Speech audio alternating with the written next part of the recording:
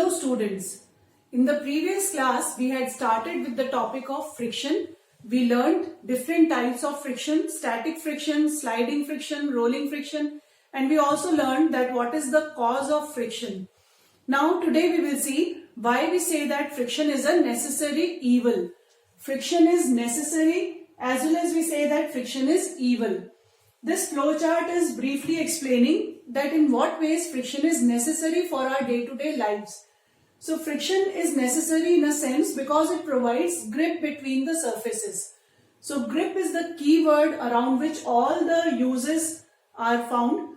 So the first use, gripping, I am able to hold a pen or I am able to hold any object in my hand just because of friction.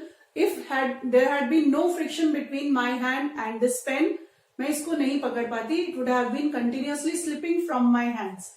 Another one is walking.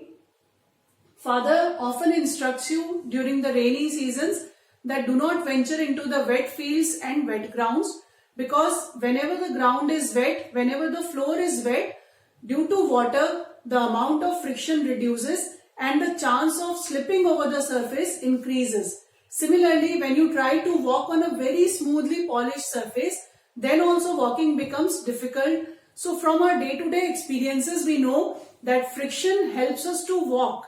It is easier to walk on a relatively rough surface as compared to a very smooth and very highly polished surface. Then friction also helps us in writing. We are able to write with the help, first of all, you will be able to hold the pen only if there is some amount of friction, and then you will be able to write on your paper only if there is friction. Then friction helps in fixing. अगर आप कोई nail को wall में fix करना चाहते हैं and there is no friction between the nail and the wall, then the nail will not be fixed in the wall.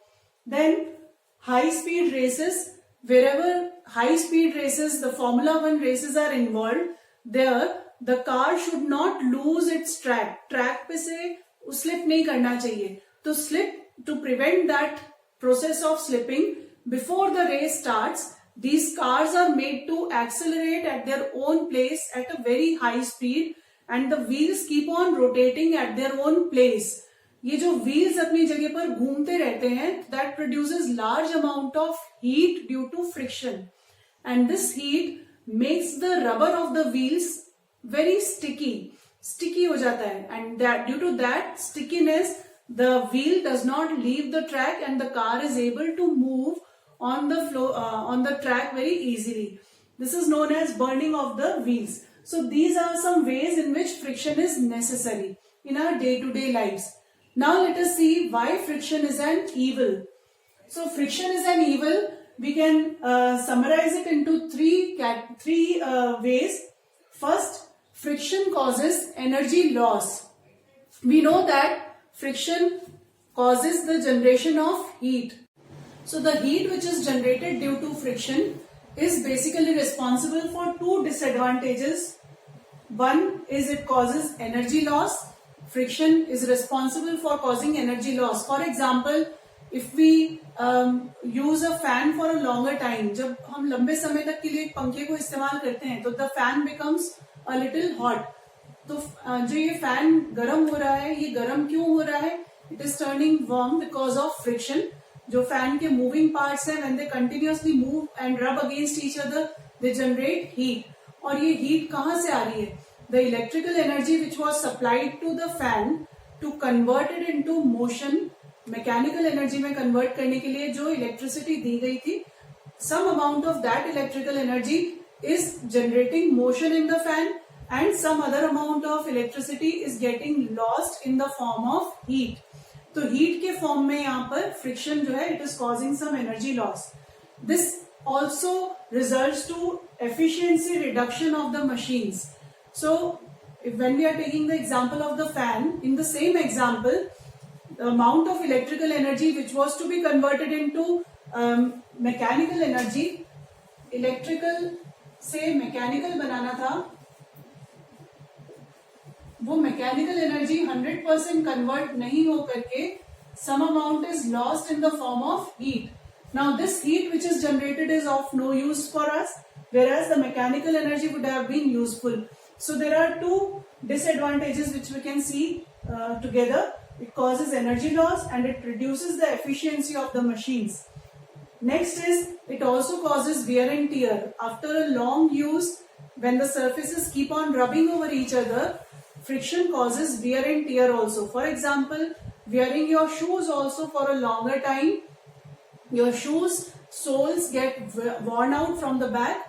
And even if you can see in the steps also, railway bridges में भी अगर आप जाएंगे, railway में footfall बहुत ज्यादा होता है, तो जो स्टेप्स होते हैं रेलवे प्लेटफॉर्म के अंदर, तो those steps also get worn out when large number of crowd every day they pass through it. So the steps also get worn out. Similarly, there are various objects. For example, if you use your pencil also for writing, after writing some amount of work, the nib or the tip of the pencil also gets worn out. So these are the disadvantages of friction. At the occasions where we say that friction is necessary, in those places we need to sometimes increase the friction, and friction is caused generally by interlocking of surfaces. So the easiest way to increase friction is by making the surfaces rough. For example, in this toy you can see that the belt which is holding the wheels together, this belt is having some threads over it. Likewise, if I remove this belt also from here, you can see that these wheels are also threaded. They have some grooves over them. So this threading and these marks, these are very commonly seen. आपके shoes के sole में भी इस तरीके की कुछ designs होती हैं. इसको threading कहते हैं और grooving कहते हैं. तो this actually makes the surface rough. Surfaces को rough बनाता है. And this makes interlocking better with another surface on which they are moving. So interlocking जब बढ़ जाती है तो उससे friction increase होता है and it provides a better grip. And such type of things are seen in wheels, as I told you, and in shoes also, and in case of various other objects which are to be held. किसी भी चीज को आप hold करते हो तो उसकी grip के लिए कुछ ना कुछ एक irregular pattern. As an example of plastic holders also, they also have some grip or irregular surface to increase friction. Then how to decrease friction? जहां पे friction की जरूरत नहीं है या कम friction is needed, so there we are required to decrease the friction.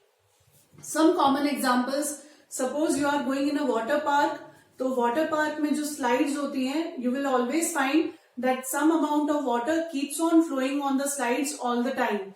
So this water which flows on the slide reduces the friction between the one who is sliding over the object and the surface. Water से friction कम हो जाता है and that makes it easier for you to slide. Similarly, friction is decreased by these methods.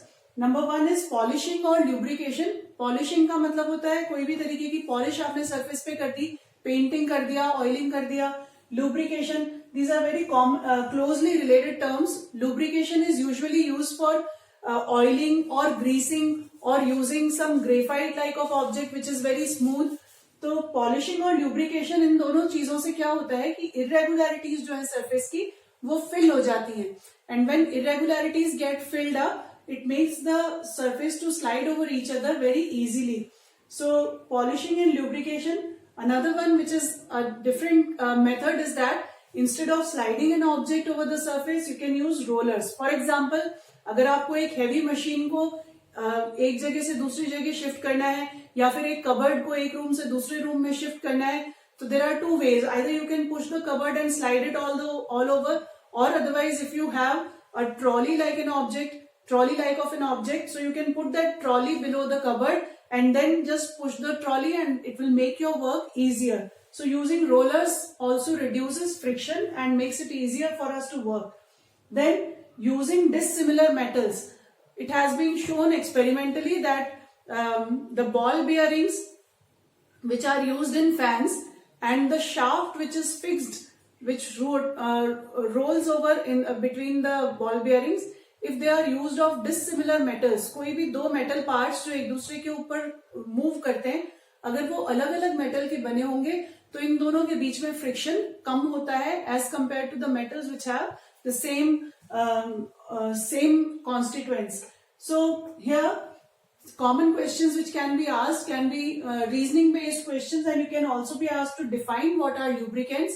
So lubricants are those objects which convert dry friction into wet friction, or you can say that it converts solid friction into fluid friction. Basically, polishing and lubrication are providing a wet interface between the surfaces, and they fill the irregularities and make the sliding over the surfaces easier. So this is how you can increase or decrease friction by these given methods.